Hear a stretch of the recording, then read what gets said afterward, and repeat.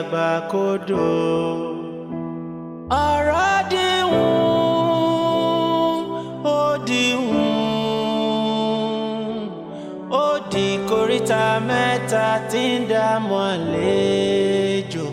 Bó bá rúni lójú, ṣe là ń bilẹ̀ léèrè. Yéyé làáhàn mi ní bàtà ń ké lótú Ifẹ̀.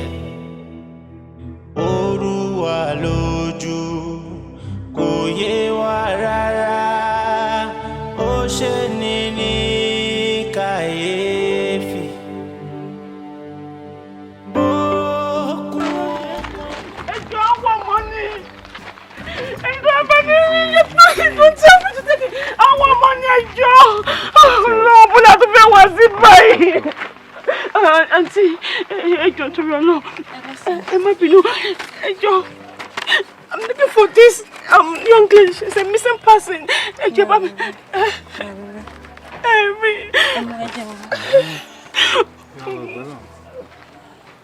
Mi ò ojú yìí rà.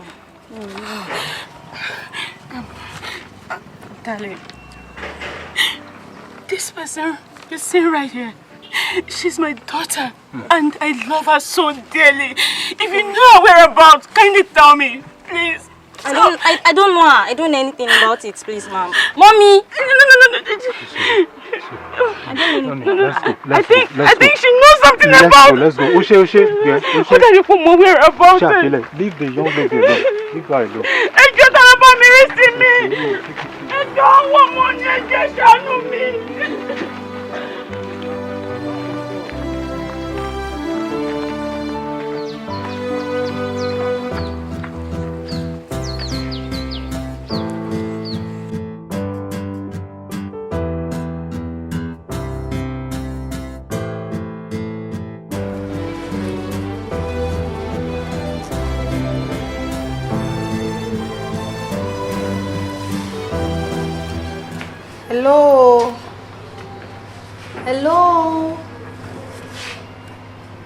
Hello, Mr. Lashe. Professor, I bet you have a minute. Any useful information? Àti ìrìn ọmọ yẹn. Ẹ ṣe sùúrù. Ẹ má rojú. Àti wá yín délé gan wọ́n ní ẹ̀ tí padà sílé láti ọ́fíìsì. Anyways, ó ní àwọn kọ̀kọ̀ tí mo fẹ́ béèrè lọ́wọ́ yín. Ǹjẹ́ ní anybody tẹ́tí ẹ̀ suspect àbí ṣé ẹjọ́ níjà ní kọ̀pẹ́kọ̀pẹ́ ni àbí ní business transaction pẹ̀lú anybody àbí owó dá yín pọ̀ àbí nǹkankan tẹ́kàn lè fura sí bóyá ó máa fẹ́ fi irú nǹkan báyìí ṣe payback fún yín or something? No, not that I know of. With anybody, I'm a peaceful person. Okay. Ẹ má worry. Ẹ ṣáà ní gbàgbọ́ pé a máa rí ọmọ yín. I can assure you. Investigation wa náà ò stop o. Thank you for that. Ó kàn jẹ́ pé ẹ jọ̀ọ́ tẹ́ bá ní any urgent information tẹ́ mọ̀ kó lè help wa láti sin up rírí ọmọ yín. Ẹ jọ̀ọ́ má hesitate láti pè mí. I think you still have my number. Yes, I do. Okay, good. Thank you. Ẹ jọ̀ọ́ take care. It is well. All right, sir. Yes, sir.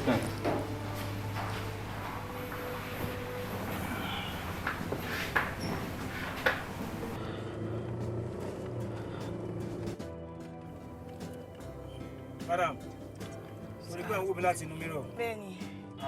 Kí ló ṣàǹtì ẹ̀? Ẹ̀yin ò dúpẹ́ tí ọmọ iléeṣẹ́ ọmọ yìí, ọmọ kékeré ni o. Ṣé lọ gbégbékúgbé àwọn ọjà òṣì tó máa ń mú kiri yẹn ló fa tó fi ṣe báyìí o. Hospital ni mo ń gbé lọ. Ṣé bóbìnrin lẹ́yìn? Madam. Bẹ́ẹ̀ni o. Obìnrin lẹ́yìn náà tẹ̀ ń ṣiṣẹ́ Uber. Tẹ wá àkànṣe fúnra yín báyìí máa ń ṣe àwọn léṣe ni ọmọ kékeré ni ẹgbẹ́ ló máa ń kó o. Ó ti kíní yẹn tó bá ti gbé kó rí báyìí. Kò ní filẹ̀ every day. Ẹ máa bá wọn sọ̀rọ̀. Àwọn eléyìí ò lè gbọ́. Ọjà yẹn ò tán, àwọn eléyìí ò lè lọ. Káwọn gọ́ọ̀mẹ̀ntì akọ̀ try kó get rehabilitation center tó pọ̀ because èrò pọ̀ tọ́mọ rí báyìí tó ń jẹ́rú ọjà yìí. Mo ti ń wo ti pẹ́ mi mọ̀ pé ẹ̀ ń wò mí gan pé mò ń wò yín. Hospital ni mo ń gbé lọ báyìí. Ọmọ kékeré ẹ wo ẹjọ́ tẹ́ bá náà rú àwọn báyìí má bá wọn sọ̀rọ̀ o. Ẹ máa bá. Ayé yìí ti le gan kọ́tà àwọn ìfara wọn ṣe. Ẹ bá mi máa bá wọn sọ̀rọ̀ ẹjọ́ o. kọ́lọ́ ṣáà máa ṣe wa. Ẹ̀ẹ́dẹ́ wá ti wọ roundabout ẹ̀ sì kẹ̀kọ́ wọlé sínú àdúgbò yẹn. Ìyẹn lọ síbítà yẹn wà. Ga ọ̀ tí kò tiẹ̀ mìíràn. Ọjà yẹn pọ̀. Ẹ̀rí tí mo wò látẹ̀kùn. Àwọn náà má lè gan àwọn náà wọ́n ń gbé ètò ju ilé lọ. Ẹ kú tọ́jú. Àwọn ilé ọmọ kékeré làwọn lè ìfún òtí ìgbò. Ọya ìwọlé sí ọ̀dà side náà. Okay. Ọlọ́run á jẹ́ kán gbọ́. Ọlọ́run á jẹ́ kán gbọ́. Àwọn ilé yìí. Àbí kí gọ́ọ̀mẹ̀ntì á lọ wá rehabilitation center tó pọ̀. Ọ̀rọ̀ yìí ta kókó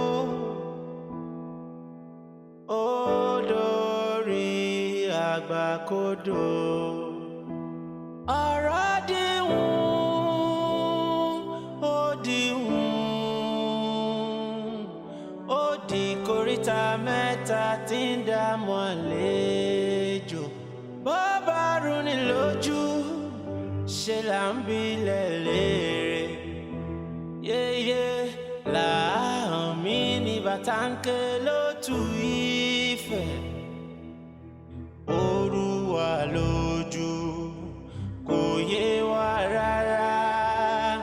Ó ṣe ní kàyéfì. Bókùnkùn bá ṣú, Ọlọ́run nìkan ló lè tàn mọ́lẹ̀ sí. Òkùnkùn yìí ti ṣú, kábíyèsí wá bá wa tàn mọ́lẹ̀ sí. Bàbá wa bá wa tàn mọ́lẹ̀ sí. Kábíyèsí wá bá wa tàn mọ́lẹ̀ sí. Kábíyèsí wá bá wa tàn mọ́lẹ̀ sí. Ọ̀kàjà òye, yéyé, ọ̀kàjà òye wa. Ọ̀kàjà òye wa. Ọ̀kàjà òye wa. Irú ikú wo ni ó gbàgbọ́ ata ò ní bá kó lórí ẹni bẹ́ẹ̀. Aláì wọ́n ti ráyè tí ẹ nìyẹn alájẹjù náà máa wà ṣó tẹ̀rí bẹ́mi ṣe ń bá ẹ sọ̀rọ̀ yìí mo ń lọ sí Anambra wọ́n ń ròyìn Anambra yẹn ó dẹ̀ wọ́n pé àwọn ìlú yẹn ọwọ́ mi máa ń jẹ́ tí bá ti wọlú àwọn ìlú nà ká tó rí bí 2 to 3 days máa rájè tèmi máa fọ ọmọ ìyá mi mọ̀ kó ti pẹ́ ó ti lórí títì ó ti pẹ́ kò sọ̀rọ̀ kò sófo ẹ ṣe bó ṣe wù yín jàre ó yá wàá ṣe ọmọọba fílẹ̀ ó pọ̀ jaguar ńláńlá kò ní bàjẹ́ ọmọ ìyá mi. àbàgbé bọ́ ìṣá.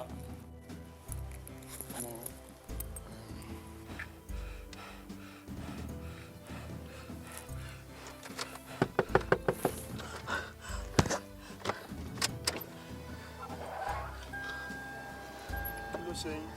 Kí ló ṣẹlẹ̀? mo ti ń order láti bí 5 minutes ago orúkọ yín ló ń gbọ́ àbí ṣé kìí ṣe plate number yín lélẹ̀? Plate number mi ni. Plate number mi ni. mo ń lọ sí gbòòrò ní ṣílẹ̀kùn ẹ̀yìn kan. Mi ì ṣiṣẹ́ mọ́ for today, mi ì ṣiṣẹ́, mo ti close. ṣé kìí ṣe Uber ni? Wọ́n ní mi ò ṣiṣẹ́ mọ́ uncle. Mi ò ṣiṣẹ́ mọ́. For today mo ti close. Ẹ wá Uber driver mi ò ṣiṣẹ́ mọ́. ṣé mo kọ́ tẹ̀ ń sọ ẹ ṣiṣẹ́ mọ́ báwo? Wọ́n ní mi ò ṣiṣẹ́. ókè kí n fẹsẹ̀ rìn kúrò nù Dágbáná yìí kí n máa lọ sí gbòòrò. Mi ì bá yín jà, mi ì ṣiṣẹ́ mọ́ ni. For today mo ti close. ẹ gbé mi lọ sí ìtajà rẹ.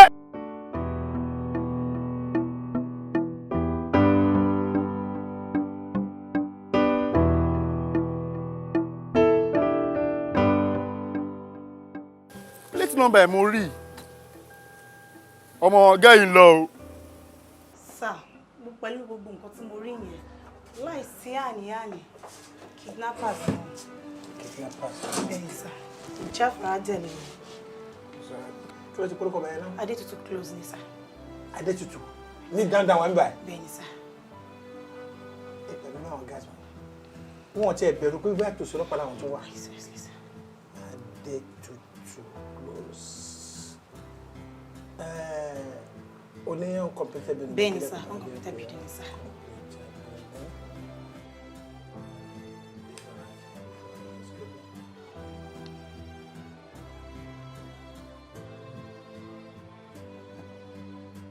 Garba.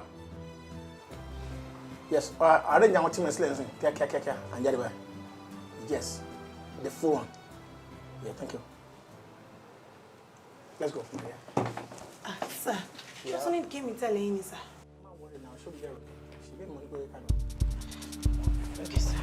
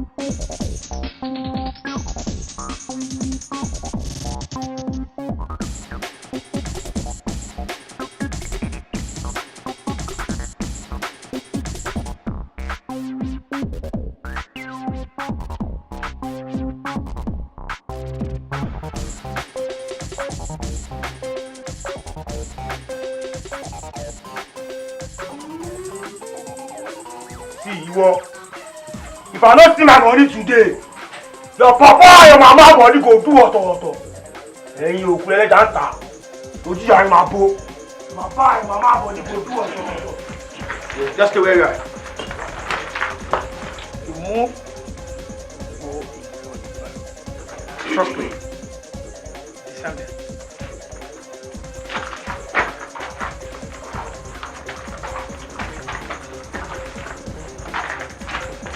Now, sir. I'm going to dinner. I'm going to watch it. Just here. Come like this, I say. My bicycle is in your mom. More. Just like that. Okay. Yeah, then. I don't know about that enemy.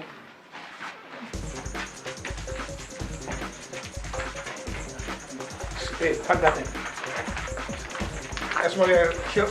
Or down there. Share it well. Okay, over there. I tell you one. Now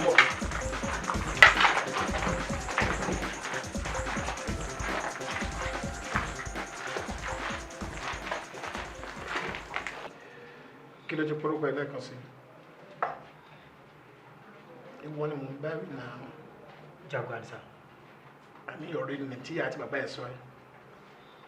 James what? Fabiyi. James Fabiyi. How long ló ti wà ní iṣẹ́ yìí? I'm sorry, sir. Mi ní ṣe bẹ́ẹ̀ mọ́ ẹjọ́, sir. Ẹjọ́ tó lọ. Kì í ṣe question mi ló dá mi lóhùn yẹn. Bọ́ ìgbà kan ni mo bọ̀. Kí ló sọ débẹ̀ gan-an? First iṣẹ́ mi pẹ̀lú ọmọ rẹ̀ lé mi wà mí ní talent inú àìdí àbá ìbọn ẹ̀gbọ́n ẹ̀ tẹ́ bá ní. But excuse me, ọ̀rọ̀ tí mo ká mọ́ ẹ lẹ́nu lánàá ni pé if I don't see my money. Tó kọ. No. Ìwọ ló ń bá ọmọ ẹ̀ sọ. Olókọ láyé wọ́n kọ́ fún mi síwèé kí n máa kà á ni. Ẹni tó kọ́ rèé. Òun náà introduce mi sílé ìkàjọ máa ṣiṣẹ́ yẹn. First time ti ṣe máa bá wọn ṣe bí ẹ̀mejì náà ti máa lọ nílé sá.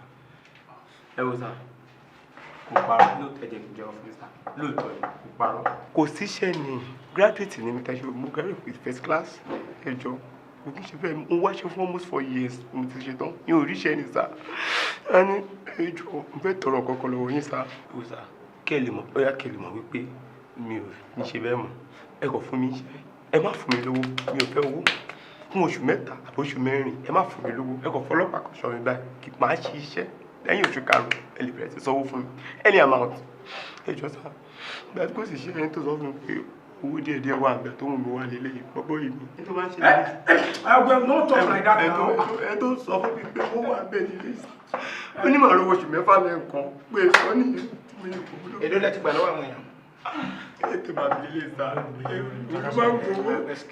Excuse me. James, àbí? Mo kú ọ máa sọ ọ̀tọ̀ dáadáa. Èmi ti ń jẹun jẹjẹrẹ kò tún síbẹ̀. Ó jẹ́ kí n mọ̀ pé ẹni tó wá bá wọ̀ ni. Ẹni tó jẹ́ ká mọ̀ pé ẹni tó jẹ́ master àwọn rẹ̀. Good. Two of una come dey point me wetin na sure. Ọ̀rẹ́ lẹ́nu láti bára ẹ jà. Okay, sir. It's all right. Sori àìrẹsẹ́ lọ́fà tó ń sọ yẹn kì í ṣe skills o. Ọ̀pọ̀lọpọ̀ àwọn èèyàn náà wà níta táwọn náà ní iṣẹ́ lọ́wọ́. Wọn ò ṣe nǹkan tẹ́ ṣe yìí. Abẹ́mọ̀ ó ti lòdì sí òfin ìlú wa láti hu ìwàkiwà. But no problem tó yá pé ti ṣe o máa ríṣẹ́ that is after gbàtẹ́ bá dé court. Ṣùgbọ́n pé mi nìkan ni máa release ń rí. Then you go to court. Ẹ máa dé court. Sẹ́bà àbẹ̀wọ̀n kọ́ọ̀tù ètò tó lọ ibà. Òṣèré tẹ́ ẹ bá ti dọ́ ibẹ̀ ẹ̀yẹ bẹ adájọ́. Àyè ògbà mi láti bá nígbà jẹ́ pé mi ni mo lọ mọ́ ọ̀daràn kí n tí wọ́n máa bá ọ̀daràn bẹ̀bẹ̀. Òfin Nàìjíríà ọgbà. This man. Báwo ló ṣe jẹ́ pẹ̀lú àwọn ẹ̀kọ́ yìí?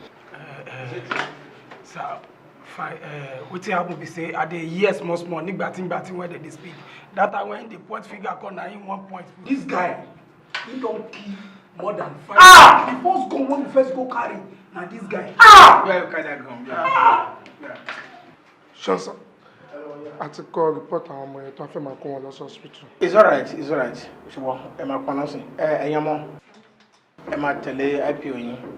Right. Ẹ bá dọ́dọ̀ doctor. Ẹ sọ nǹkan tó máa ń ṣe yín fún wọn. Right. Wọ́n á tọ́jú yín dáadáa. Ẹ ti jẹ́ kí n mọ̀ ẹ́ pé wọ́n fọ́ kàn yín. Òun ó try láti fọwọ́ kàn wọ́n. Ó try láti fọwọ́ kàn wọ́n. Yes, ó try láti fọwọ́ kàn but mo defend wọn as a boxer. So mo kó fún wọn gan tó bá ti lójú tó le, ó máa ń fọ́ fún mi. Ó try gan. How you dey lie against me now because I dey hear small thing wey you dey talk now. Kò parọ́. Ọmọ ìlú lọ́wọ́. But wọ́n ṣáà kí wọ́n ṣe yín ṣá. That's good. So ẹ̀dẹ̀dẹ̀ tẹ̀lé ni. Una be bad market, una carry una which go. Oga me, all this nígbà tí wey dey speak na lie o. Mommy. Thank God. See there, sweetheart. I have to start by saying I'm so sorry.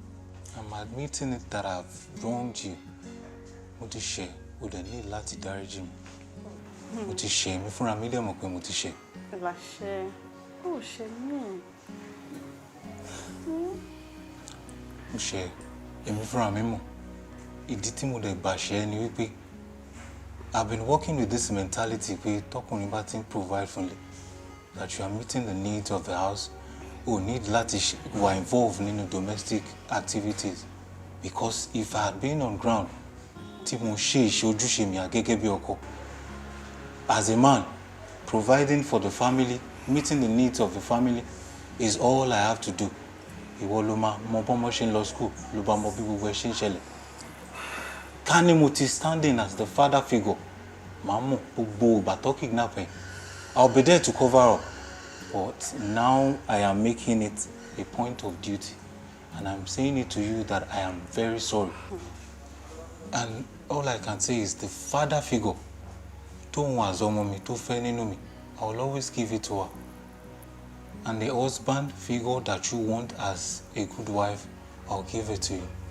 I am sorry, my love. Má bínú, jọ̀ọ́ dáríjì mi. Ìlàṣẹ. Mo ṣẹ̀ṣẹ̀ gbà wípé mi ò ṣe ọkọ yẹn ni. Pé ọkọ mi gangan ni mo fẹ́. Thank you.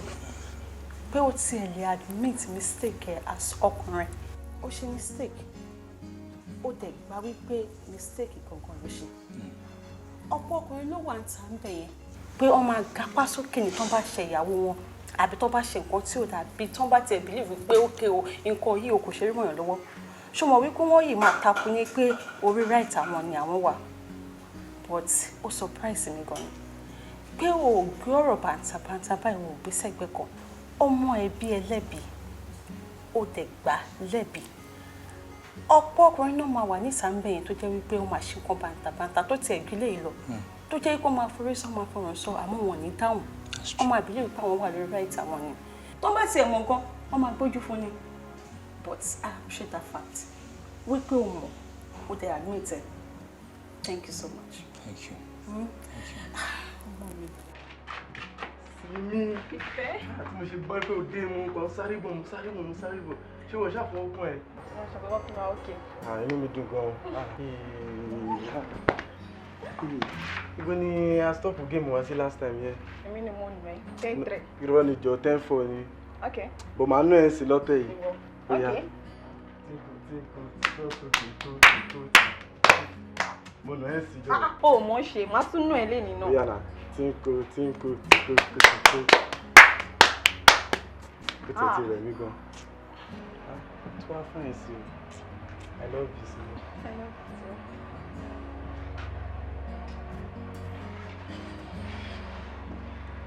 Okay. One more time.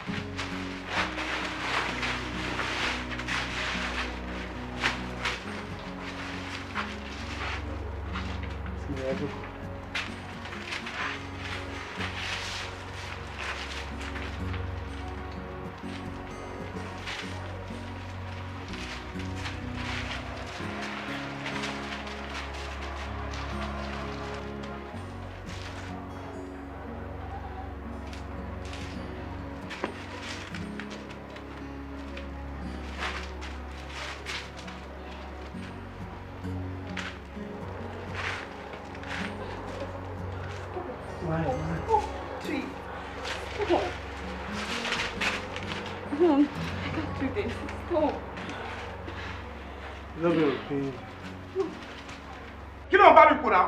Aláyé kí ló ń bá mi pò? Kí ló ṣẹlẹ̀? Alẹ́ lè wọlé tẹ́ ẹ bá lẹ́ni tí ń tẹ fẹ́ rí wọn fún ẹ lọ bá wọn nílé wọn. Ilé ìwé níbi ìlàbí tó gbé, wọ́n dàbí ìwọ̀bí tó gbé, ibi ni wọ́n ti pé wọ́n ti tó wà. Ókè ẹ lè wọlé ńgbà yẹn. Èèyàn gbọ́mọ mi sálọ ní mi lè wọlé. Ẹ lè wọlé sí ibà. Òun lò bọ́ ni. Mi lò bọ́. Ṣé o fi mọ̀ ṣiṣẹ́ security? Mi ẹ lè wọlé. Ẹ ṣe ní wí náà, kí ló ṣẹlẹ̀? Hello guys. Ẹ ṣe sùúrù, just calm down please. Ọ̀rọ̀ jẹ́ kó ní gbé o, fèmí lẹ̀ o. Uncle. Àbábí lè sọ̀rọ̀ kí ló ṣẹlẹ̀ náà? Báyìí lè sọ̀rọ̀ kí ló ṣe. Ẹgbẹ́ mi lọlé ẹ̀, please keep your voice down. This is a commercial place. Kí ló ṣẹlẹ̀ ọkùnrin? Wọ́n ní pé àwọn fẹ́ rẹ́ nìkan. Ó bímọ fún àwọn something like that. Bísí òun nìyẹn, Bísí ọmọ mi wà lọ́wọ́ ẹ̀ kọjá ẹ̀rọ mọ́. Uncle please, calm down please. Kí ló ṣe? I'm the person in charge here, please. Ẹ ṣe sùúrù, ẹni tẹ́ ń sọ̀rọ̀ pé possible kò jọ ń ṣiṣẹ́ ń bí, but this is not the right way to go about it. Ẹ ṣáà ṣe sùúrù. Ẹ kó jẹ́ kí n wọlé kí n rí ẹni tí bàbá sọ̀rọ̀. Tó bá yẹ kí protocol ni kí n follow protocol kébì ṣáà ti rí ọmọ tèmi. Kélé ilé ò lè máa gbọ́ ọmọ tèmi sá lẹ́rìí lẹ́wù o. Ẹ ṣe sùúrù. Wo bí jẹ́ kó wọlé. Kán wọlé. Please come with me. Lórí pẹ̀lú gbogbo ọṣọ tó gbẹ́rù o mọ̀ṣẹ́, àwọn eléyìí mọ ọmọ yèèyàn. Ó kàn ṣe bí wèrè ní ilé, ó ṣe lò mọ́, kò sáré rí, máa ṣẹ́ ní fún ẹ̀sìn, kí ló ń ṣe?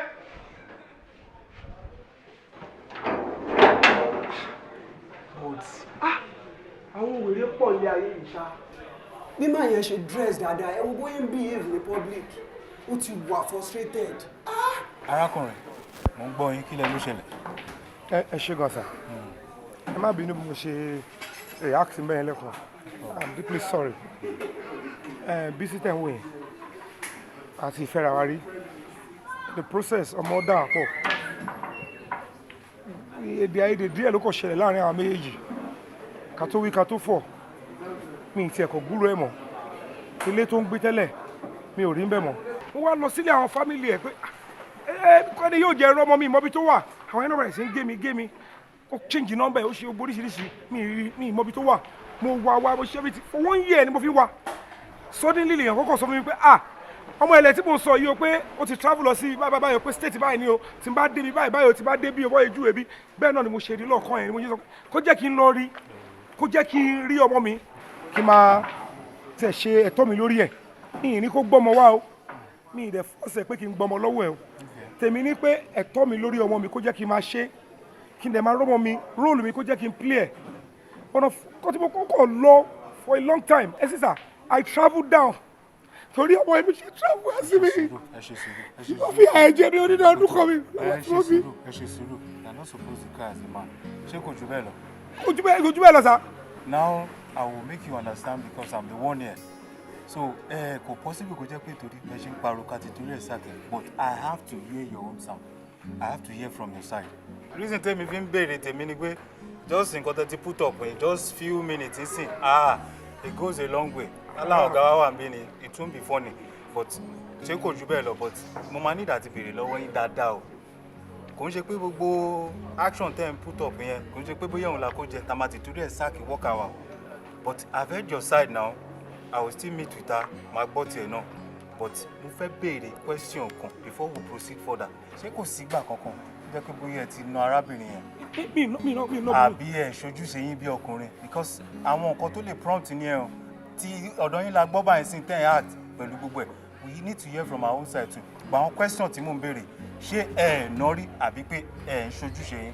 Ẹ sì sà Ọlọ́run ò ní jẹ́ ẹ béèrè lọ́wọ́ ẹ̀ tó bá máa sòótọ́ fún yín a sọ pé mi ò ná mi sọ pé mo jàre o mi are not perfect mi ṣe Mr. Perfect but ẹ̀ṣẹ̀ tí bá ṣẹ̀kú tiẹ̀ sọ fún mi kó bá fi iná ọmọ jó mi mi ò ná rí mi ò deny pé èmi kọ́ mu lọ́mọ mi sọ pé mi ò ṣojúṣe mi inú ló ń bi sà kó má bínú yẹn kó jẹ́ ìrọ́mọ mi ó lè ṣe kan tó bá wọn pẹ̀lẹ́ mi tó bá fẹ́ pa mí kó tiẹ̀ pè mí but kó má fa àlà láàrin mi àtọwọ́ mi. Ṣé mo reason tí mo fi ń béèrè nǹkan tí mo béèrè action yín long just nǹkan tẹ́ ti ṣe mí by just few seconds it goes a long way but. No, ẹ sàbó lọ kó ogun yẹn ni pé kéèyàn self defense. Ẹ má tẹ̀ worry I won't act based on that so ẹ ṣe sùúrù just give me 1 minute. Ẹ jọ̀ọ́ ẹ bá mi bẹ̀ náà tẹ́ bá lè bẹ̀ ẹ̀bẹ̀ náà ni kẹ́ bá mi bẹ̀ ẹ sọ pé mi ti calm I'm a peaceful person.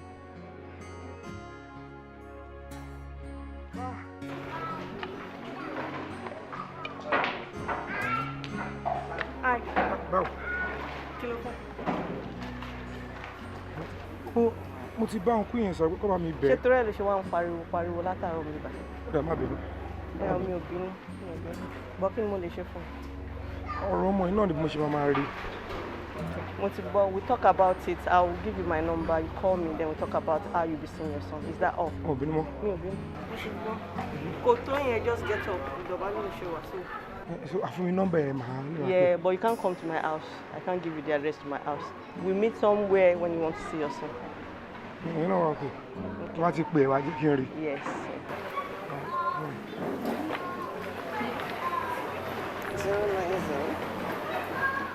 Zobo. Hey ba hey. Zobo. Hey ba hey. Zobo. Hey ba hey. Take it dada. Hey ba hey. Zobo. Hey ba hey. Zobo. Hey. Mọ́mí ẹ ti bàjẹ́ ńsìn ẹ ṣá kì í ṣara wa. You're not my friend, that is my friend. Simi. Ó ti gbọ́. Wojú tèmi kó sọ pé mi ò kí ṣọ̀rẹ́ ẹ̀. Ìwọ kì í ṣọ̀rẹ́ ti tèmi. No, I'm not your friend. So who am I? I know a few things about you. I know everything about that. Láṣẹ ìwọ fẹ́ kẹ̀yìn ọmọ tèmi sí mi. Ó ti fún ẹ lánàá bombshell Mrs. Jealousy.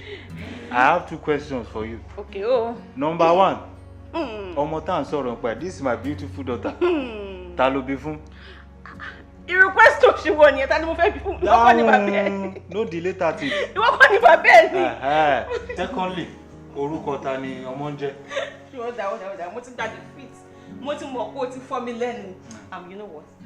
Mo wá fẹ́ join club yìí officially. Ẹ jọ kí ló máa cost mi wá bá lọ? Mommy 10K. 10 naira péré tí ó jẹ 10,000. nísinsìn. Owó kí ni? Pé mo fẹ́ kọ sọmúsọmú àbí kílẹ̀ pé. Nísinsìn wọ́n ní 10 naira. Ó dé mi ò ní 10,000 o, máa fẹ́ ní 100 naira. No, ẹ má worry, kò ní ṣáàjì. Ọ̀rọ̀ yẹn korò létí. Simi, mo sọ pé màá fún ẹ̀yin méjèèjì. Àbí wọ́n ló fẹ́ gbà? Now. Tomorrow. No. Tomorrow. I don't trust you. Màá send this account ẹ̀. Ó mọ bá ṣe máa ń ṣe o. Simi ó mọ bá ṣe máa ń ṣe o. Ó yẹ ṣàánú mi, ẹ jẹ́ kí n mọ̀. Èmi náà fẹ́ join club yìí. Ọ̀yà. So now, Mommy, tẹ́mi bá ti sọ pé wúzọ ẹ̀yin àti dáàdì ẹ̀ máa sọ pé hey ba hey. Okay, ṣe ti understand me. Hello, there's need àti mo purpose ẹ̀. Team song ni tó jẹ́ pé tó bá ń kọ team spirit òun ló máa ń dí àwọn èèyàn ọkọ̀ kí ń kọ́ kò kí ń ṣorin ó wà ń bẹ̀ orin tí team spirit tó máa ń kọ ni táwọn èèyàn for example sìn tó bá fẹ́ wà ájà tó ń match lọ bí endurance track òun ló máa ń kọ orin bẹ́ẹ̀ yẹn so kò ń ṣorin tó máa kọ tó máa rẹpẹtẹ o gbọ́dọ̀ gbéra kò gbéra má rẹpẹtẹ. Tí wọ́n ti fẹ́ lọ jàǹtà ti gbọ́ bẹ́ẹ̀. Èmi náà ti wà ní tí. Orin tó máa kọ nìyẹn.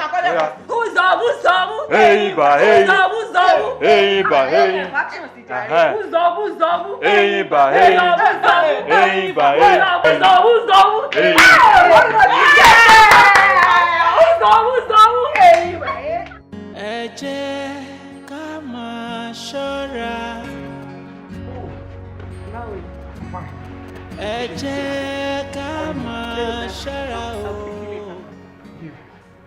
How are you today? How is cool? Big boy. Yeah. Oh boy. You know I love you. Yeah, sit down. Let's do some game. Give me right. Yeah. Alright, boys. My son. Oga. How are you feeling? I'm fine. And I'm glad that you're happy yourself. I am. You know me do. People must suffer and put a book. Look at the way the father and the son. The boy is exactly his father's copy. Wow.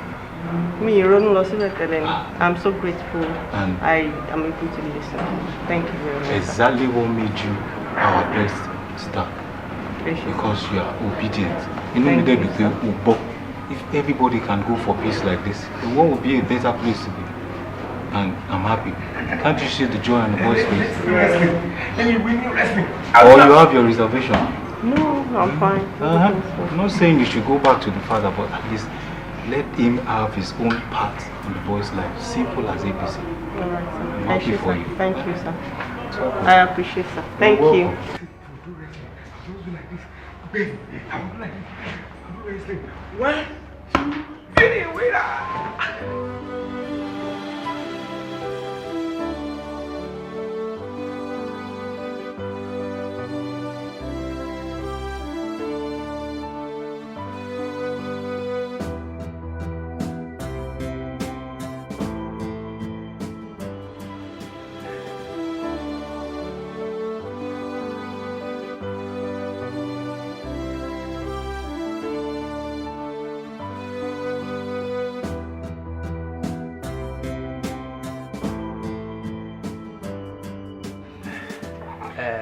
Mr.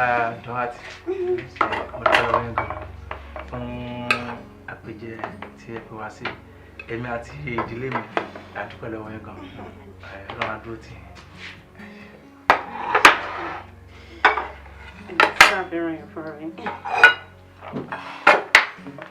You talk with Mr. Kasali.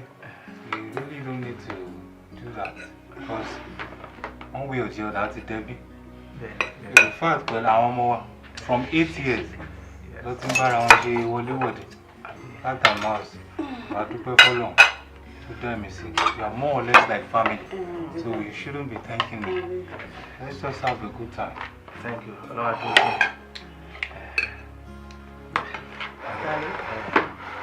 Thank you.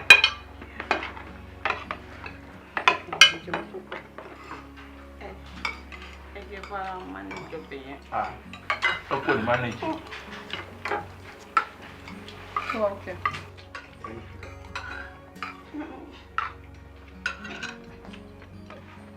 Simi? Why you told me to buy? 16 years, sir. 16 years? Ọmọdé àná. Ọmọdé pẹ́ dàgbà o. Àgbà tó dé àbúrò kan. You're welcome. Thank you. What did you say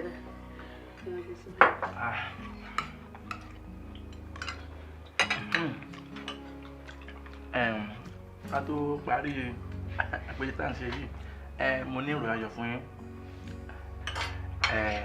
ìbá mi dúpẹ́ pé níbi iṣẹ́ wa wọ́n ti transfer mi lọ sí Iraq. Wow, that's a good one. Simi, how are you? Hello, baby. What you said? Babe, oh, mo kò sí mo. Bóyá ká jọ máa lọ sí clinic yẹn first now. Mommy, no. Oh, kí ṣá máa tẹ̀lé ẹ. Ó ti yé mọ́ ìwọ rẹ̀ ṣe ti gbọ́. Ìwọ pẹ̀lú bàbá ẹ fẹ́ lọ. Kò sí wàhálà. Tani, tẹ́ bá dán. nǹkan tí doctor bá sọ bóyá fẹ́ admit any or anything just call on me mo máa kúrò mi tí bá mama boy immediately ni ṣe ti gbọ́ really make sure you are okay mo máa pè yín alright darling bí bá mi mójútó ṣe ti gbọ́ jọ I'll see you alright darling thank you. You're welcome. All right, take care of you. My queen, beautiful, by the way. Thank you, darling. All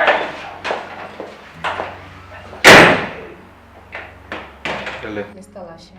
Yes. Cherry, situation tó wà nílẹ̀ báyìí. Mi ò mọ̀ bí a kì í sọ fún yín pé ẹ kú oríire ni. Àbí kí n sọ fún yín pé ó ṣe ní láàánú. Wow.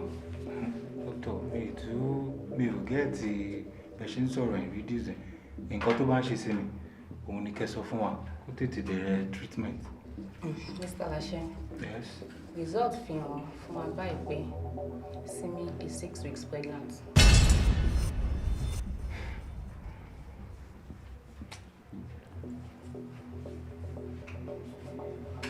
Doctor, I don't know where this is coming from. I don't think it's possible, but I will advise, I'm not teaching you your job, but I will advise you go back to your lab, get check sample specimen to check here, get the phone results. Please don't feel offended. Mr. Lashe, èmi àti yín tí ń bọ̀ ọjọ́ ti pẹ́. Mi ò lè parọ́ fún yín. Results mi ló wà lọ́wọ́ mi. Sample ìgbọ̀ngbọ̀n làwọn. And she's pregnant. Yes. Ṣé mo gbogbo àwọn tó máa wà láàrin ọkàn ló máa wà òkè bóyá nǹkan ṣe dókítà. Excuse me, young lady. Ṣé mi ló ń bá wí? Ṣé òun sọ fún mi nísìnyí báyìí pé mi ò mọṣẹ́ mi ni? Mr. Lashe, ẹ dẹ̀ jókòó bẹ́ẹ̀ ọmọ yín dẹ̀ insult me báyìí. Simi, come on, you don't have to be like that. Talking to the doctor. Behave yourself now. Sorry. All right, it's okay. But Simi, I want you to be honest with us. Àṣìṣe ò kọ́gbọ́n now. Nobody is an island. Talk to us. Be honest. Doctor, let's just assume all of this thing happened. Test result. It's okay. I'll get back to you. It's all right. Thank you. Emma, with you. No problem.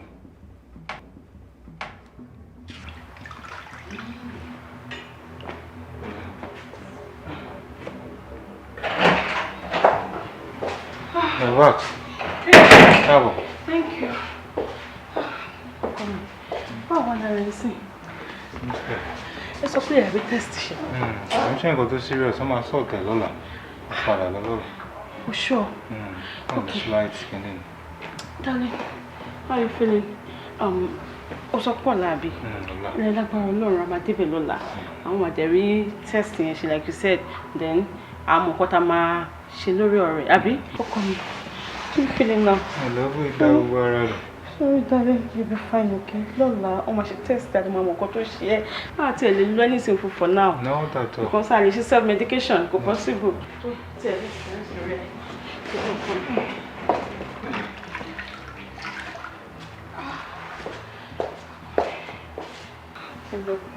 I can't wait for tomorrow. Mommy said, wait till you get a more what's or more year, but more baby.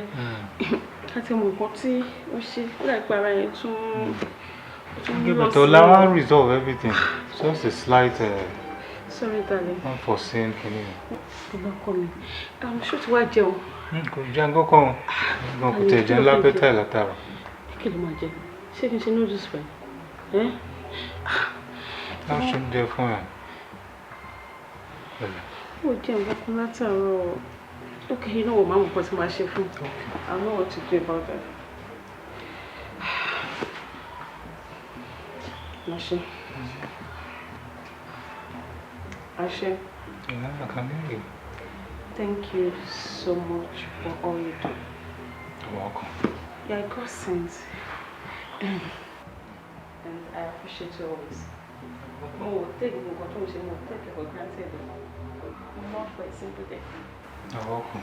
Me only appreciate her enough. Because you are a godsend to me and to this family. Not even a day by you will take it for granted. I really do appreciate you. Thank you. Welcome, my dear. I get in the one. What's the kinyo my dear? Anything to go on, my dear. Ma prepare and come. I'll be back, darling. Okay? When you're coming. I'll be back.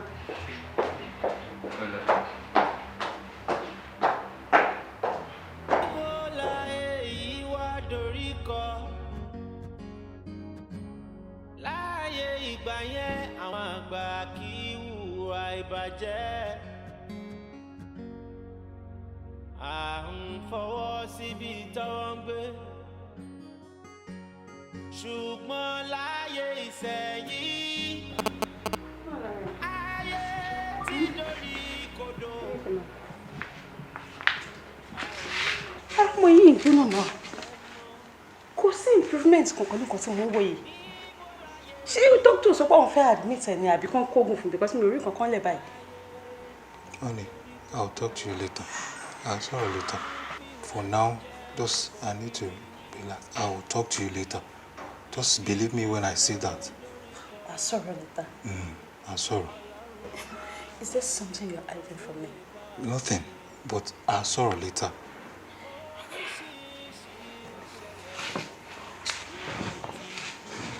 Ṣé báwo la rẹ̀ báyìí? Ó ń gbọ̀n. Ṣé wọn kó gùn fún mi àbí báwo? Kí ló sọ pé ó ṣe? I'll talk to you later. I'll suffer later.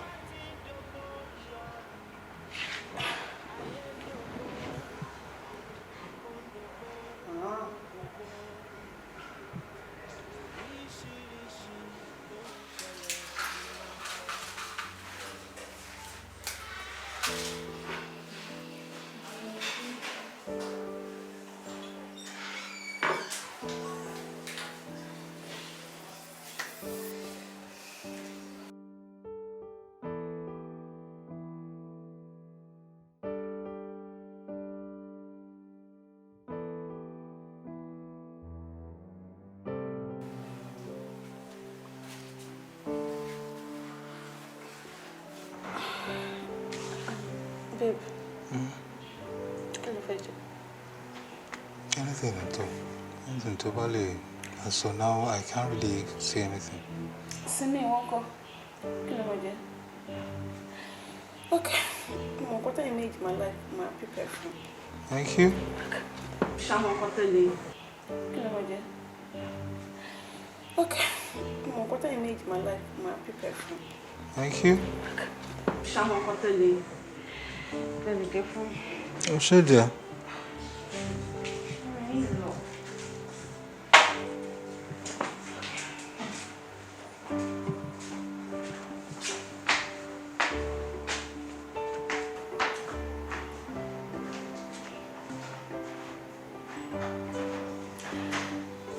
Izobu. Lashe Izobu. Sweetheart, I'm not in the mood for all this. Simi, Izobu. Lashe Izobu. For crying out loud, mi ò sí mood fún gbogbo nǹkan tó ń ṣe. Wà á wà nínú mood yẹn. Lashe, ó wà nínú mood yẹn. Wọ́n wà ní tẹ́lẹ̀. Kí ló ṣẹlẹ̀ kí ló dé? Mo dẹ̀ sọ pé rí látàárọ̀. Ó fẹ́ tẹ̀lé náà. Kí ni mo ṣe fún ẹ? Kí ló ṣẹlẹ̀? Kí ló ṣe fún mọ́mí? Kí ló ṣẹlẹ̀? Ó dẹ̀ fẹ́ sọ mí di wẹ́rẹ̀. Simi, jọ̀wọ́ ojú mi. I am your mother. I am like your small God. Èmi ni mo bí ẹ. Èmi ni mo tẹ̀gẹ́lẹ́ lórí. Anything tí o bá jẹ́, sọ fún mi, confide in me. Kò sí bí yóò ṣe lè nífẹ̀ẹ́ tó láyé. Mo wà lè nífẹ̀ẹ́ tó mi. Simi, talk to me. Kí ló ṣẹlẹ̀? Láṣẹ! Ọmọ mi ò sọ̀rọ̀! Okay, you know what? Where's my phone? Ilé ti ga jù. Ó ti ga jù ọjọ́ orí mi lọ báyìí. Phone. You know what I'm going to do? I will call your mother. Please calm down. At this moment, you just need to calm down. Oh.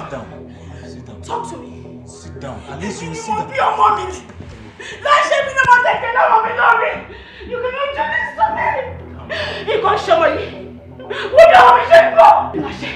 And you resort and wale. And you open me already for me. Tell me. And not the first time hospital. The second time you guys went, kò sí nǹkan tí mo gbọ́. Kí ló ń ṣẹlẹ̀? Kò sí nǹkan tó lè ṣẹlẹ̀.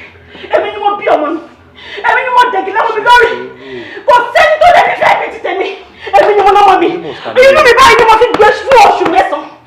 Dọ́kítọ̀ mi kí ló ṣẹlẹ̀? You know what? Tí o bá fẹ́ bá mi sọ̀rọ̀, máa pe dọ́kítọ̀ fún ara mi. Tèmi nù. Ṣé sùúrù. You know what? Ṣé sùúrù. Simi is pregnant. I've been trying all along to hide that from you, but you've heard the bitter truth now. Simi ti lóyún.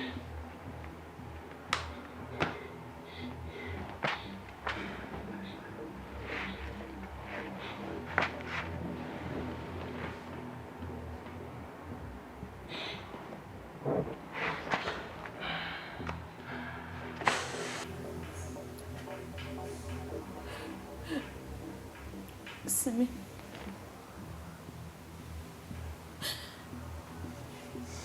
Ó dẹ̀ sure wípé àwọn kidnappers yẹn wọ́n fọwọ́ kọ ẹ̀. Wọ́n rape ẹ̀.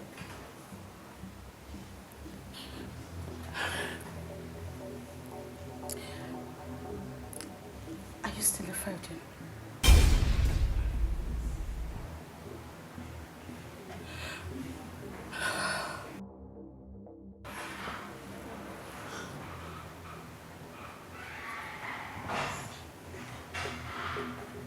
What's going on? This is a mystery. Tell me the truth. I need to see the result myself for me to believe that my daughter is pregnant.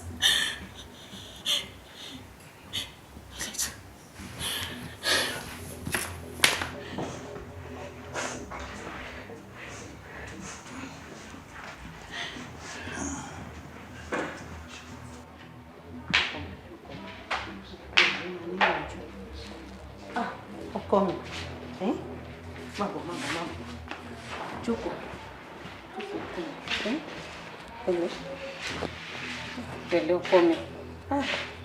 Ẹ̀rìn mojé, ẹni pé mọ ìwé ládọ́gba. Mo abídẹ́rìn lé olówé. Pẹ̀lẹ́ ọkọ mi, lọ́wọ́ fún ẹ lálàáfíà. Pẹ̀lẹ́, kò sí nǹkan kan tó máa ṣe agbára Ọlọ́run. Ń gbọ́, àwọn mọ́mì àti dádì wọ́n sọ nǹkan kan fún mi, ṣùgbọ́n èmi ò gbà wọ́n gbọ́ wò. Ń gbọ́, wọ́n lò lóyún. No, Grandma, I'm still a virgin. Virgin? Bóyá kò yé ẹ, Simisola mi. Ṣorí, at a time kò tí yé, kò tí mọ̀ pé òun ti disvirgin. Ẹ jẹ́ kí n ṣàlàyé fún un. Ṣorí, má gbọ́ ọkọ mi. Ṣorí téèyàn bá, tí ọkùnrin tó bá súnmọ́ obìnrin, ó wá bọ́ pàǹtì, ó wá mú nǹkan ọmọkùnrin, ó wá fi sínú ojú ara obìnrin yẹn ní àárín ẹsẹ̀ wa, ṣé o mọ̀ pé ibì kan wà ńbẹ̀, ó wá fi sí, kò tí yé, bóyá ńgbà tó fi sí yẹn you felt some pain, kò tí yé ń sìn pé ibi yẹn dùn ẹ́, bóyá ẹ̀jẹ̀ jáde díẹ̀, ó yé ẹ bẹ́ẹ̀ yẹn, ìyẹn túmọ̀ sí pé o ti disvirgin nìyẹn. Ṣé irú ẹ̀ ṣẹlẹ̀ láàrin ìwọ àti ẹnikẹ́ni? No, nothing close to that.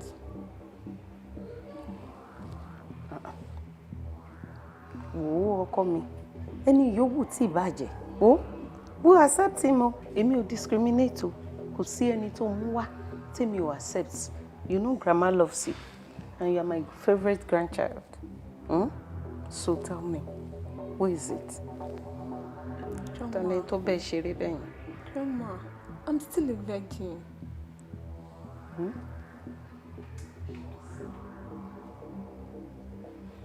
Ó dáa. Ẹ wò, ẹ má jà gbọ́rọ̀ ibẹ̀ ní gbàgbọ́ ọtí. Kò sí problem, gbogbo ẹ̀ ló máa lójútùú. Ṣẹ́rí èmi mọ̀ bì kan. Tó bá ti dọ̀la, gbogbo necessary test tó yẹ kán ṣe fún pátá náà máa ṣe. Ẹ fọkàn balẹ̀. Ṣé ti gbọ́, ibi lèmi máa sùn. Tó bá ti dọ̀la báyìí, à gbéra láàárọ̀, à lọ síbẹ̀. Gbogbo ẹ̀ ló máa níyànjú. Ẹ má jẹ́ kí ẹ má kọ́kàn yín sókè, ṣé ti gbọ́. Dìde ya sinmi, dìde ọkọ mi. Dìde ọkọ mi, fọkàn balẹ̀, ṣé ti gbọ́. Kò sí wàhálà. Má fọkàn, á ní kó má gbọ́kàn sókè ya sinmi.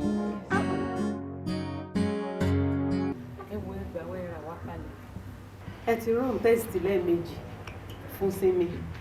Ó dẹ̀ méjèèjì confirm wípé oyún wà nú ẹ̀ tó ti lóyún. Mo dẹ̀ ti ẹ rí pé mo wọ́ta mo tún ti padà lọ tẹnu lé nísìn pé báwo ló ṣe ṣẹlẹ̀ ẹni ọkọ ló ń tẹnu mọ́ ọlọ́kùnrin kòkò sùn mọ́ òun bí láyé. Àbí tí mo bá ń sọnù kẹ máa he mí o.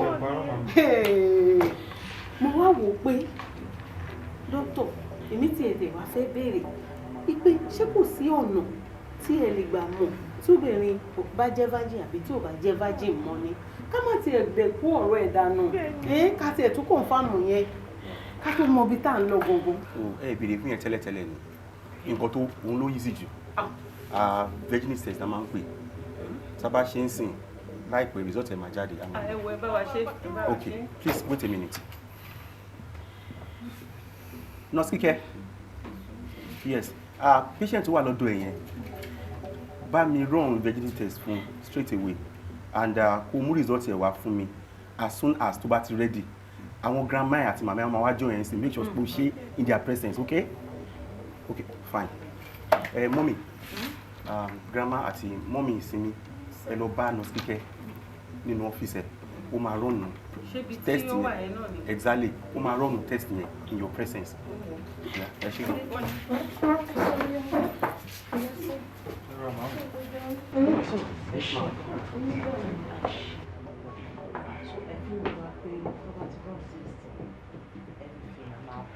I'm a real result in no time. Take it easy. Okay? Ọmọ mi, ṣóhun láṣọ mi. Ọmọ mi. Ṣẹ́rí lórí tàtàbàdé ní orí tàtàbàdé yìí ọmọ yìí kò tẹ̀lé mi lọlé and you yourself you are not taking her to your house. Gbogbo èyí tí dókítà ń sọ yẹn tàpá ara ẹ̀ ló ń sọ o. Láṣẹ. Ṣé ẹ gbọ́? Ó ń pè mí lórúkọ ọmọ bíbí inú tèmi oyún ìgbà tó ti róyún re tá mẹ́ni tó lóyún ẹ̀yin ò mẹ́ni tó lóyún èmi ò mẹ́ni tó lóyún orúkọ ló ń pè mí yẹn lójú yín. Àti ìkó fánlẹ̀ òun nìyẹn fá ti ṣe ọmọ mi ń la orúkọ ọmọ mi lórí mi ò rí rí fún Yorùbá movie mi ò rí rú ẹ̀rí ọmọ mi ń pè mí lórúkọ kí ní sùúrù kí ní sùúrù olóyún ẹ̀mí mímọ́ Mary Simi. Má bínú ṣe bí bẹ́ẹ̀ ṣe máa ń bára yín ṣeré nìyẹn. Má mi irú eré wo la ń bára wa ṣe ẹni à ń bára wa ṣeré ojú yín ni dókítà tí ń sọ yín tó ń sọ yín ẹ̀yin ní bó ṣe ń bá mi ṣeré ṣé bí ló yẹ kó ti máa ṣeré eré yẹn. Wọn náà sọ pé dádì má dárúkọ mọ́ bàbá ẹ̀ lórí mọ́. Mi ò sọ pé dádì kankan no problem tó bá ti fẹ́ kí n kúrò nínú ilé yín kò sí wàhálà táwọn òbí bá ti bímọ ọmọ yẹn náà ní right lórí ayé ẹ̀ no problem I'm going. Ṣé ẹ̀ ń gbọ́ ọmọ bíbí inú tèmi wo bó ṣe ń lọ ẹ̀ àlọ́ rámi o ò gbọ́dọ̀ padà wọ ilé mi o ò gbọ́dọ̀ padà wọlé mi ṣe sọ fún ẹ. Wá ìyá Simi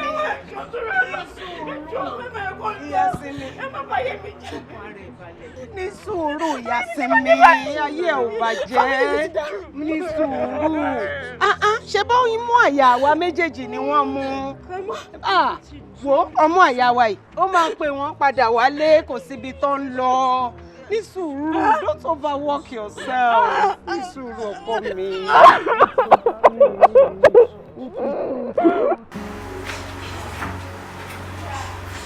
Níbo la èyí wá dorí kọ?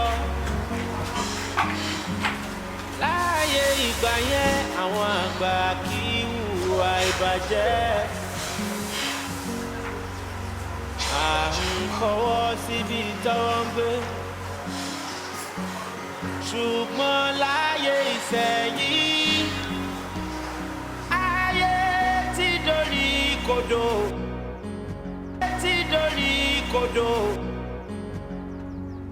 a ò lè gbẹ̀rí ara jẹ́ mọ́.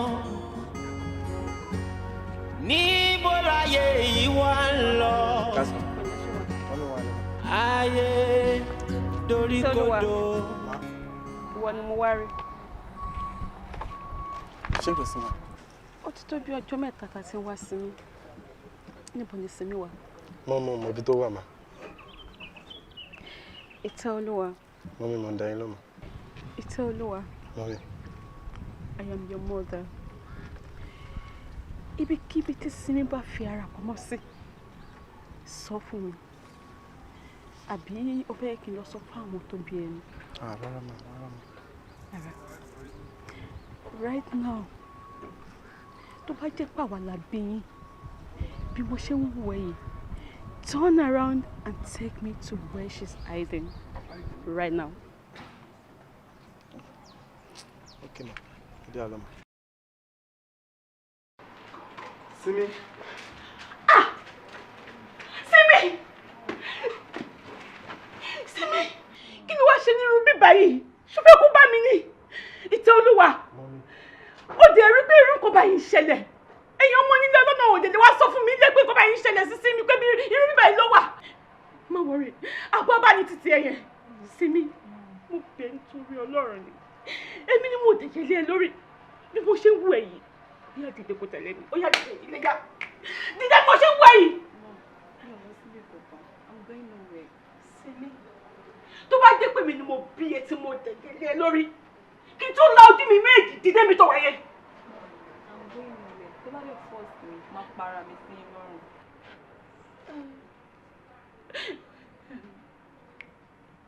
Ìtẹ́ Olúwa, ìwọ náà máa bínú bí mo ṣe sọ̀rọ̀ sí ẹ lẹ́ẹ̀kan. Ara ọmọ ló ta mí. Ìjọba mi bọ̀rọ̀ ẹ sọ̀rọ̀ kó ṣàánú mi. Ibi tó wà yìí dangerous kó lè ṣẹlẹ̀ sí. Ibi lè ṣẹlẹ̀ sí kò sí èèyàn kankan lọ́dọ̀ ìjọba mi ṣe bá mi bá sọ̀rọ̀ kó ṣàánú mi. Jọ àwọn kidnappers yóò tún lè padà wá kó gbọ́mọ mi lọ. Tó bá ti gbé Simi lọ mi lè rí mọ́. Ọjọ́ torí Ọlọ́run bá mi bá sọ̀rọ̀. Simi. Simi jọ. Simi jọ, ìwọ náà gbọ́ nǹkan tí mọ́mí sọ. Bíbá ò bójú mu, jọ̀dé ká máa lọ lé jọ. Simi jọ torí Ọlọ́run yá dìde. Dìde ọkọ mi. Má jà fojú sùn pé ó yá dìde jọ. Ẹyàn kan kiri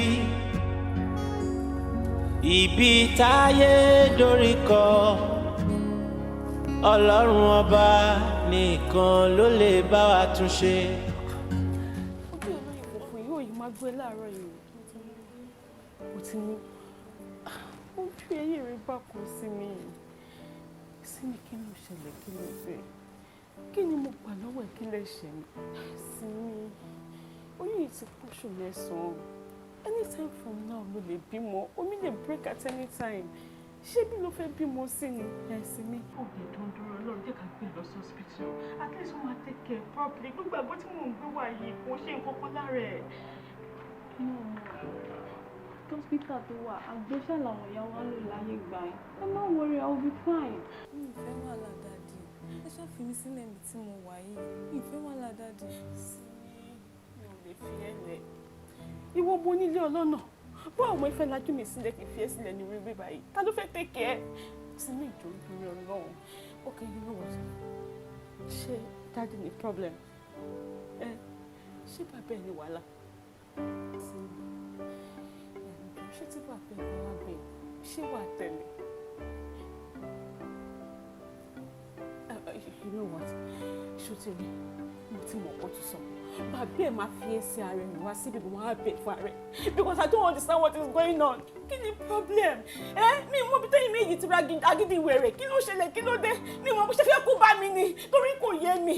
Mo ti ṣe kò yé mi. Mi ò understand nǹkan tó ń ṣẹlẹ̀ mọ́ o. Simi, jọ. Mi ò lè la ojú mi sílẹ̀ kí wọ́n ní grandchild mi síbí báyìí. Kò possible. Akíndórí burúkú ló ṣe ọ̀kan ní bàbá ẹ̀. Mo lè sọ títí ẹ̀ gbọ́ sí mi lẹ́nu. I am tired. Bọ́kú tó kó bá mi. Má mọ̀ nǹkan tí máa ṣe. Ọmọ mi,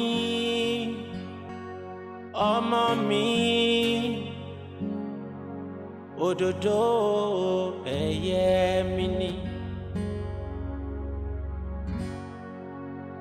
Oṣù ò gbọ́dọ̀ ta ìyà ò gbọ́dọ̀ jẹ́ gbọ́dọ̀ tàràkà o. Ọmọ mi ṣóhun níyì mi, ọmọ mi òun ni dẹ́ mi. Ìyà ò gbọ́dọ̀ jẹ́, òṣì ò gbọ́dọ̀ tà, mi ò jẹ́ fi ṣeré rárá. Máa kẹ́ o, máa kẹ́,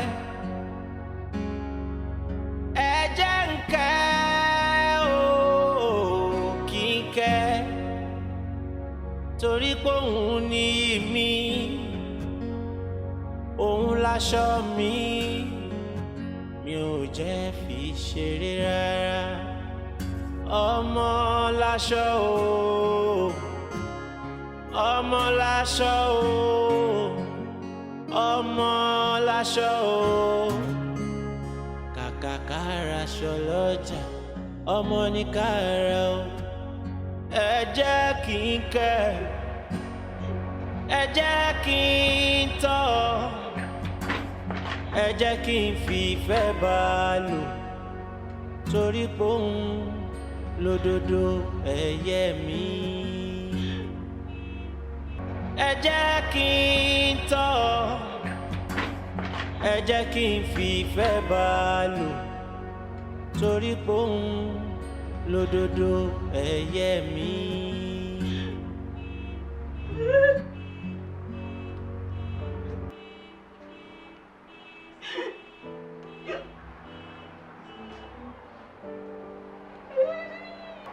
Simi ti pa mí. Simi ti pa mí. Simi ti pa mí. Wow.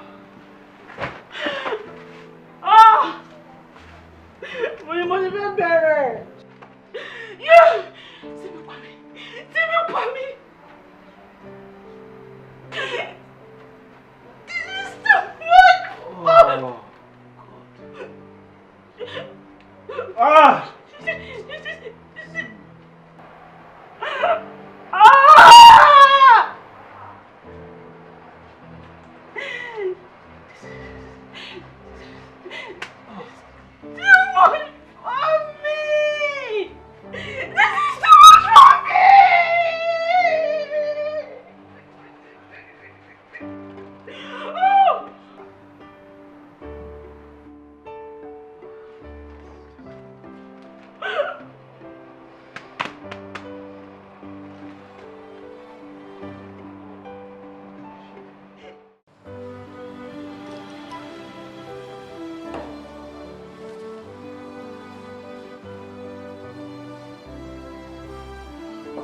Found 3 particles now. Perfect. Mama, èmi wò pé bóyá ká tuntun ṣe. The same thing náà lẹ ṣì máa rí, but ó fi hàn wípé ó fẹ́ mọ̀ dáadáa ni. Go ahead. Okay.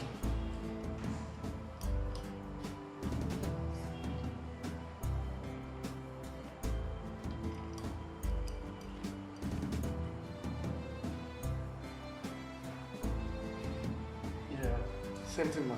Yeah, so we are good. Yeah.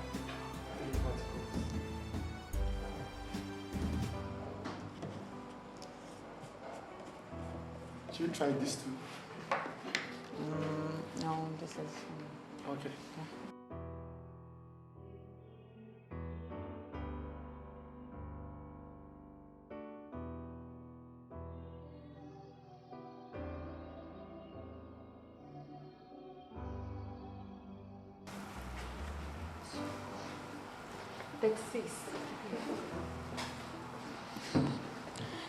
Gbogbo wa la mọ̀ pé skull lele, but ó ní nǹkan kan tó wà nínú brain wa tí à ń pè ní cerebellum.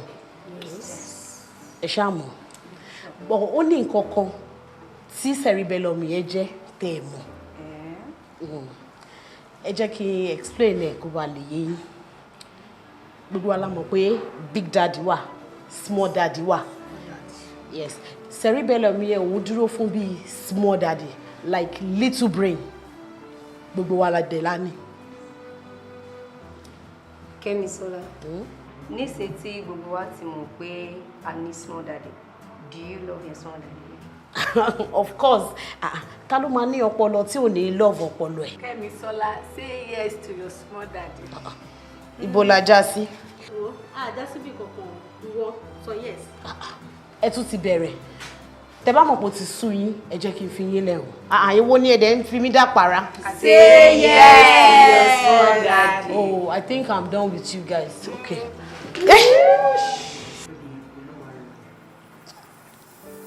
Say yes. Okay. I'll marry you. Congratulations, baby.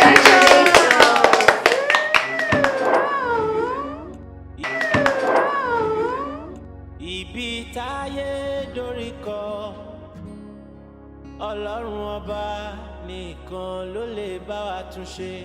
Ẹ kọ̀rọ̀ ajé. Ẹ káàbọ̀. Ṣé ní wíìgùn tí mo lè fi ṣe crochet?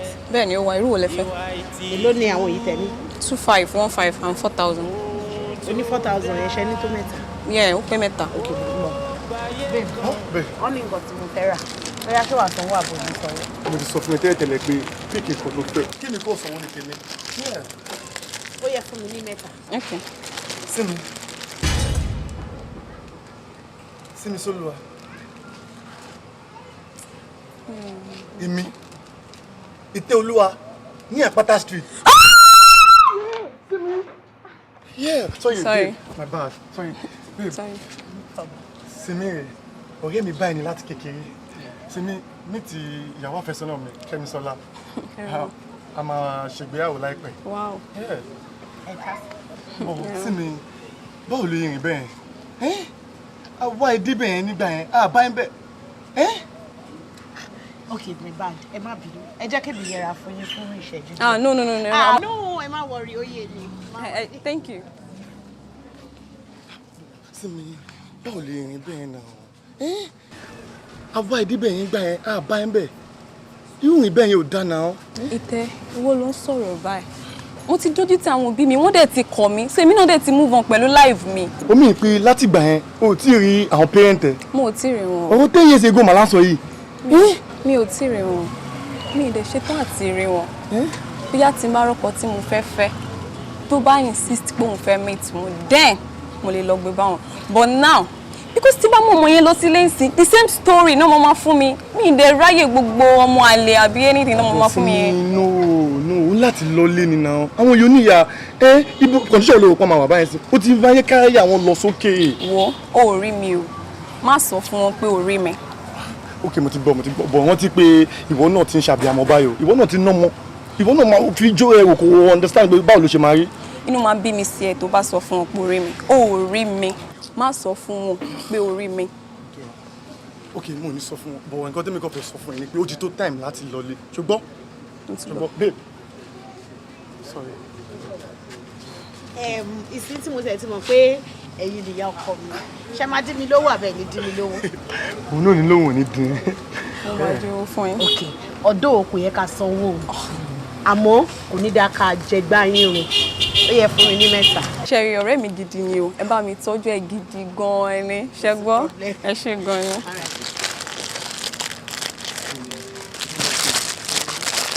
Mo ń bọ̀ jẹ́ kí n lọ bá yín wí. Lenny, I'll be taking you guys on female reproductive organ.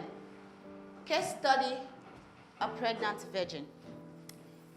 Ǹjẹ́ gbogbo wa tiẹ̀ mọ̀ wípé múndíá tí wọn ò tí ì já ìbálẹ̀ ẹ̀ ó lè lóyún kó bímọ kó dẹ̀ tún fẹ̀yìn gbọ́mọ pọ̀. Dr. Wuraola. No. Don't Dr. Wuraola me. Gbogbo wa la mọ̀ wípé ó ní àkókò tí obìnrin tó máa ń ṣe nǹkan oṣù. Àlẹ́yìn náà ó dẹ̀ tún ní àkókò tí a máa ń gbáradì tó jẹ́ pé a lè gbé oyún dúró sí inú. Ǹjẹ́ àwa mọ̀ wípé àti ẹni tí wọ́n ti já ìbálẹ̀ ẹ̀ àtèyí tí wọ́n ti já ìbálẹ̀ ẹ̀ ìyẹn ò mean pé tí ẹni yẹn bá wà ní àkókò yẹn tí à ń pè ní ovulation period ìyẹn ò mean pé kò lè lóyún. Yes, because tí obìnrin tó bá jẹ́ wúndíá there is this particular place tó máa wà ní underneath their vagina tí wọ́n máa ń pè ní hymen, and there is this tiny little hole níbẹ̀ yẹn tó jẹ́ wípé sperm lè swim through. Gbogbo wa la mọ̀ wípé sperm máa ń produce ọ̀pọ̀lọpọ̀, but you just need just one single swim láti lè eat ẹyin tó fi máa produce ọmọ. Yeah. And when it comes to this case, even if tí obìnrin bá wà ní period tí ọkùnrin bóyá òun àti ọkùnrin wọ́n jọ ṣeré tí kíní ọmọ ọkùnrin kò ṣe fẹ́rẹ́fẹ́rẹ́ gba ojú ara wúndíá náà kọjá, ǹjẹ́ ẹ mọ̀ wípé ó lè doyún? Yeah. So irú kéèsì mi ò sọ wípé bóyá ó wọ́pọ̀, kò kí ń ṣe nǹkan tó yẹ pé èèyàn máa rí Monday, Tuesday, Wednesday, Thursday. This is just once in a while case. Ẹ̀ẹ̀kan lẹ máa rí irú ẹ̀ tó máa ń ṣẹlẹ̀, but I am trying to tell you that this is very, very possible. Doctor, sorry mo, ẹ jọ̀ọ́ gbogbo nǹkan tí ẹ ti ń ṣe àlàyé ẹ̀ láti àárọ̀ yìí, ǹjẹ́ àfikún kankan wà bí àyọkúrò kankan? Mi ò ní àfikún. Bẹ́ẹ̀ mi ò dẹ̀ ní àyọkúrò.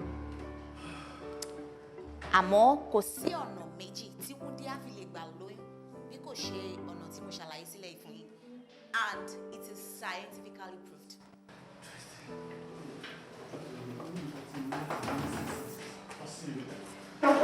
Excuse me. And young man, where are you going? Anyways, ẹdìyẹ tó ṣu tí ó tọ̀, ẹ ní lè dáhùn, irú kankan ní gbogbo yín, ọbẹ̀ gbẹ̀gẹ̀. And our next topic for today will be on Timi, ìwọ ni màá bẹ̀ pé kó má bínú torí pé ọ̀rẹ́ mi ni ẹ́. Nígbà tí nǹkan tó ṣẹlẹ̀ ó yẹ kí n gbà ẹ́ gbọ́, àmọ́ apá kan mi ó gbà ẹ́ gbọ́, ìkejì ni ó ń doubt bákan. Mo mọ̀ pé mo wò ẹ́ ní apology, and again láti mú ìròyìn ayọ̀ wá fún ẹ torí pé nǹkan tí ìwọ náà ti ń wá solution sí látijọ́ kó lè rí ìmọ́lẹ̀ báyìí. Yeah. Ìwọ ni kí o wá ro àròjinlẹ̀. Tó bá jẹ́ pé bọ́n ṣe sọ nìyẹn, kò lè ju àárín èèyàn méjì lọ.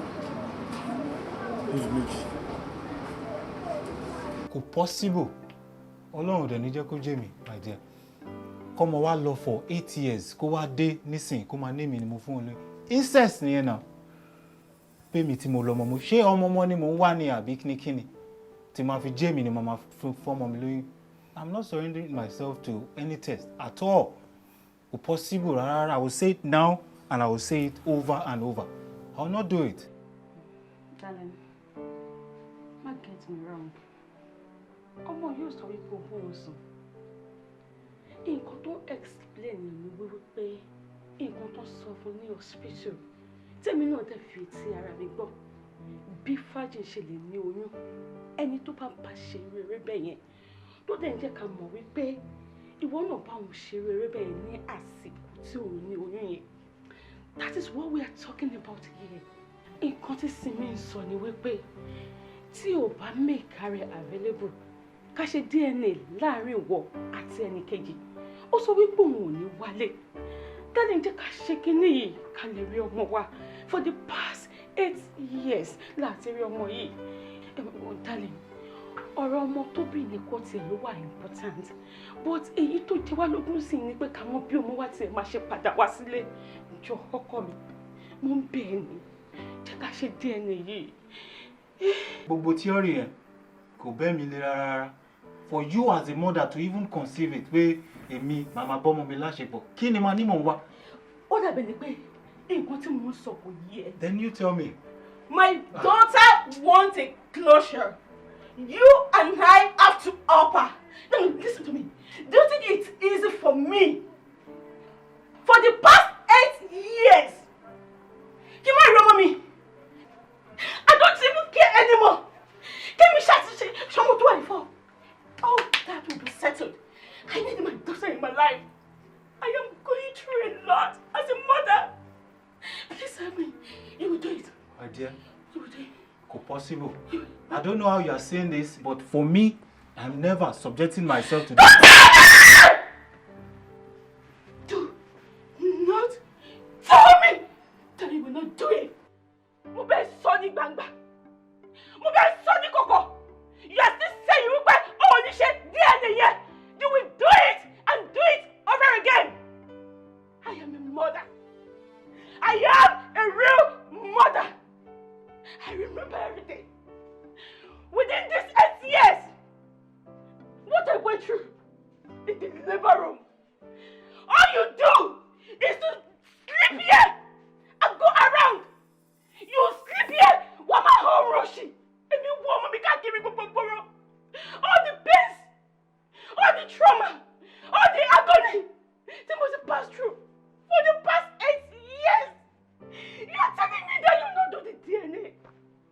Listen. And listen carefully. You will do that DNA. Listen, I can't believe you just slapped me. There's something wrong with you. Jesus Christ. Mi ò rí ọmọ mi fún ọdún mẹ́jọ. Ọdún mẹ́jọ! Mi ò rí ọmọ mi. You will do it and do it again. You will! Mo lọ ṣe gbá mi létí yé sí. You will. You will. Listen to me. Listen, I can feel your pain.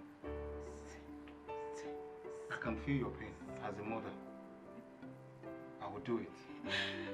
For the sake of our daughter, I will do it.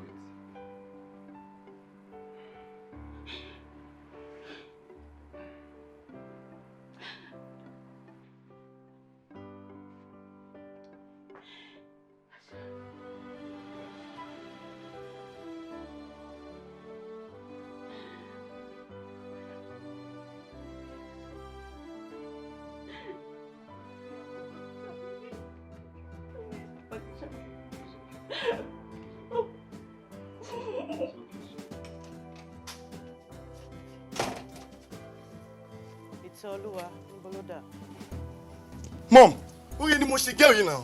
Oye ni mo ṣe náà. Mo ṣe, mo dẹ̀ ti lọ bẹ̀. Mo ti bẹ̀ náà. As a friend tó ìgbà yẹn mo trust ẹ. Mo dẹ̀ wò pé okay mo ti ṣe ni mo ti bẹ̀.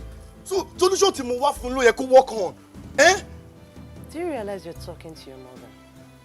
I'm sorry, ma. I'm sorry, ma. Mom, notice nǹkan kan ni. Notice pé ó lè jẹ́ pé ọmọdé ní mental issues. Àbí pé àwọn tó máa ń ní akọ lára yẹn ni ó ti wò pé ọmọ títí yín ó fẹ́ ṣe wedding lára yẹn. Ó wá wò pé kàkà kíkú má jẹ sèse, a máa fi ṣàwádà nù ni àbí? Káwa náà kárí bákan náà. Iteoluwa, first off, you need to be cautious of your words. Then the daughter's family, Tan Soro Nipa, we've been friends for years. So why should it be now? You're ranting here and there. Son, tó bá jẹ́ DNA testing, ló máa clear waves. You're doing it. Mom, ibo ni kí n fi Kẹ́misọ́lá sí? Son, tí igi bá wó lugi, torí ẹ̀ la máa kọ́kọ́ gbé dànù. When we get to that bridge, we would cross it. And mi ò dá lábàá, mo ń pa láṣẹ fún ẹ because you are my son. You're doing that DNA test. Ladies and gentlemen, thank you for waiting patiently with us. You see, the DNA tests are ready, and the CMD will be here shortly to present you with your results. Please continue waiting patiently with us. Thank you.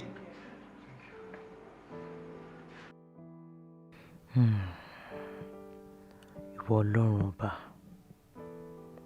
ó máa wù mí, ó wù mí kí DNA kó jálé ọmọ mi lórí. Ó wù mí kó jẹ́ ìtẹ́ Olúwa ló ní ọmọ tá ń sọ̀rọ̀ yìí.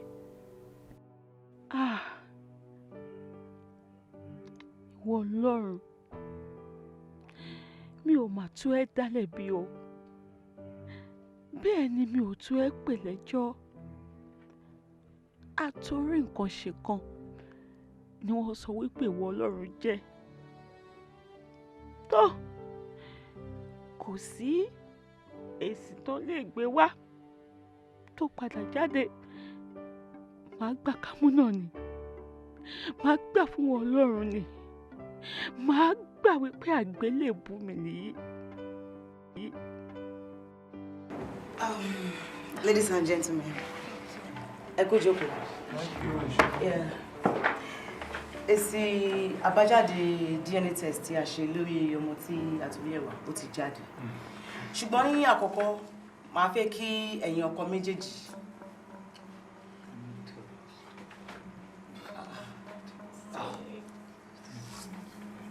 Sir, ṣé kò sí wàhálà ṣá? Kò sí problem, doctor.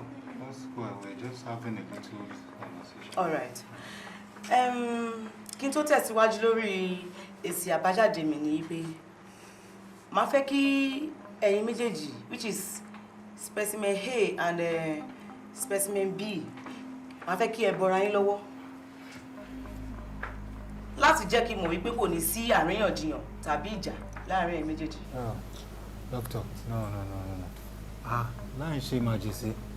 Our méjèèjì, we are both adults and ṣọmọdé, so just go ahead with the pronunciation. Let's just have it done. All right, no problems.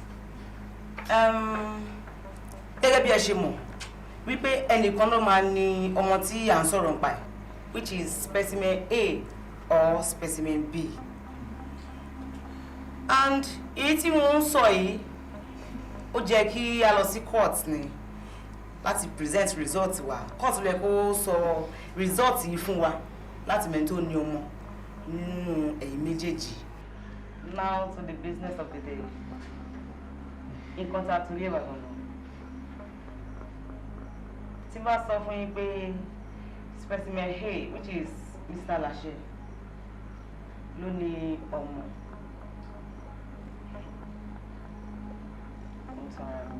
Congratulations, Mr. Iteluwa. Ọlọ́gbùkúṣe, àmọ́ ẹnìkankan nínú ẹ̀yin tẹ́ jókòó yìí. Gẹ́gẹ́ bí àlàyé tí ẹ ṣe fún wa, la ṣe ṣe ìrànlọ́wọ́ yìí fún yín. Wọ́n ní norms ó yẹ ká gbé lọ sí court ni ká lọ present result yìí ní court. Court ló yẹ kó wá ṣàlàyé fún yín. Mr. Iteluwa, ẹ̀yin ò dùnnú pé ẹ̀yin lè lọ́mọ. And Mr. Lashe, kí ló ṣẹlẹ̀? Ìwọ tún ń pe dáàdì mọ́ mi. I don't understand. Doctor, nǹkan tó ṣẹlẹ̀ ò lè yé yín. Èmi ní kẹ́bà kékeré rẹ̀. Ẹ ṣàbá mi. Ẹ bá mi kẹ́kí mi. Ṣé bí ti sinmi ti rọ̀? Ó ti rò pé nínú àwọn méjèèjì ikọ̀ ló ṣá máa jẹ́ ní tó jẹ́ bàbá ọmọ. Ìdí tí mo fi sọ pé ìkan lára àwọn méjèèjì ló ní ọmọ ní pé. Fẹ́ ṣe kókó. Simi, ṣé mo sọ fún ẹ pé mi ò tí ì wẹ̀ ni? Wọ́n mi bá. Ìwọ mọ̀ yìí. Why? Actually, you keep waiting. Ebi pa iná ni. Simi, Shay, what's wrong with you?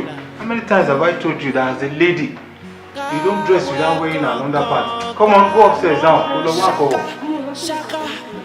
And you are sitting there talking. I said, move now.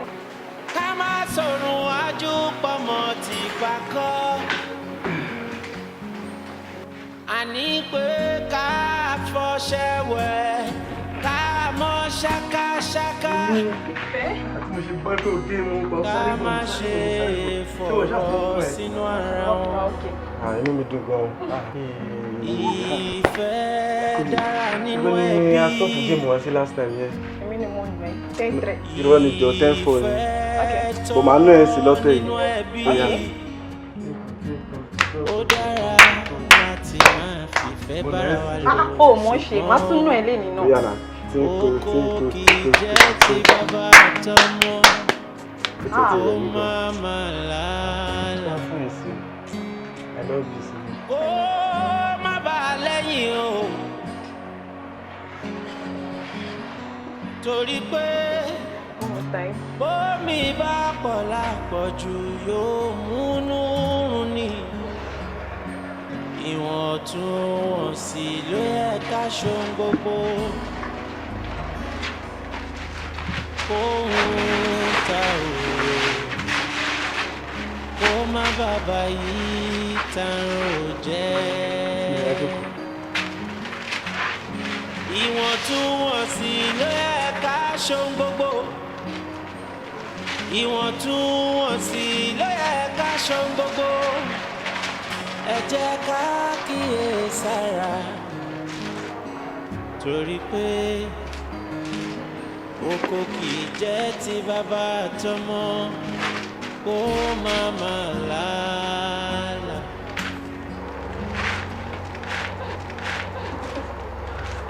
Why? Sweet.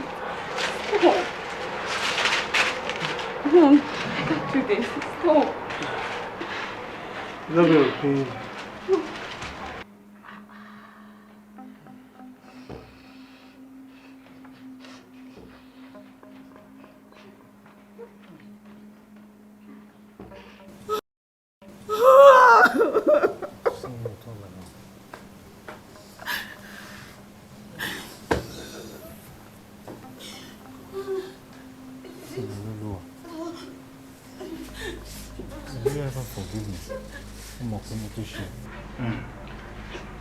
Simi, Simi. As a father, at the point where you couldn't beat him up by a real woman, which I was far from, who you can trust them, I failed to. My best friend and everything. I'm so sorry. I don't know if it is possible for you to find it in your heart to forgive me as a father. I'm so sorry, my daughter, for distrusting you. I've been to see my mom, John.